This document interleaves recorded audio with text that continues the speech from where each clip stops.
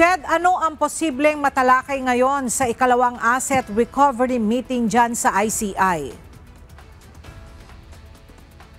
Ella, sa opening statement, the Independent Commission for Infrastructure o ICI Chairperson, Retired Justice Andres Reyes, ang pagpupulong nila ngayong araw ay upang ma-finalize na ang koordinasyon nila sa iba pang ahensya ng pamahalaan kaugnay ng gagawing asset recovery sa mga nasasangkot sa flood control projects anomaly.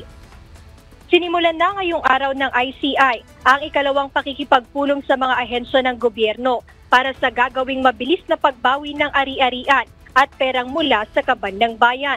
Kasama rito ang Anti-Money Laundering Council, Bureau of Internal Revenue, Bureau of Customs at Cybercrime Investigation and Coordinating Center. Kasama rin sa pagpupulong ang Department of Justice, Department of Transportation, Department of Public Works and Highways, Department of Trade and Industry, Insurance Commission at National Bureau of Investigation.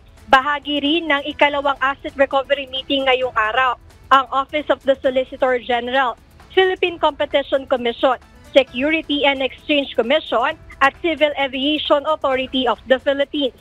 Ayon kay ICI Chairperson Justice Reyes, target nilang matapos ngayong araw ang framework ng interagency coordination, information sharing at maging legal procedures na may kaugnayan sa recovery ng public funds at assets na galing umano sa irregular at maanumalyang mga proyekto. We know that every peso na ninakaw ay planong issue na wala sa ating bansa. At mahalaga po ang magsama-sama kami lahat dito at magtulungan para mag-ibalik ang pera na pag-aari ng taong bayan. Bahagi rin ng pag-uusapan nila ngayong araw ay ang pagbabalangkas ng operational guidelines, timeline and priorities kaugnay ng gagawing national asset recovery. Binigyang din ni Justice Reyes. Nakasama rin ang accountability initiative sa pagpupulong nila ngayong araw, kung saan tatalakayin nila ang mga hakbang upang mapanagot ang mga sangkot sa isyung ito. Samantala, nagkomento na rin kaninang umaga si Department of Public Works and Highways Secretary Vince Dizon sa tatlong air assets ni dating ako Bicol Party List Representative Zaldico na kinumpirma kahapon ng CAAP na nakalabas na ng Pilipinas.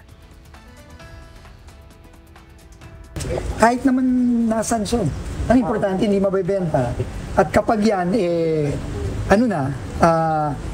kukumpiskay na ng gobyerno. Kahit saan naman parte ng mundo, kukumpiska naman yan. So, yun ang importante doon, hindi mabebenta. Ella, sa ngayon, inaantabayanan natin ang magiging resulta ng ikalawang asset recovery meeting ng ICI kasama ang iba't ibang ahensya ng gobyerno at inaasahang makapanayam natin si Secretary Vince Dizon o kaya naman ang sino mang opisyal ng gobyerno para magbigay ng update ano ang bago nilang napag-usapan o na-finalize dito sa ikalawang pagpupulong nila o yung ikalawang asset recovery meeting dito sa tanggapan ng Independent Commission for Infrastructure. Ayan muna update mula rito sa Taguig City. Balik sa'yo, Ella. Maraming salamat, Jed Naresina.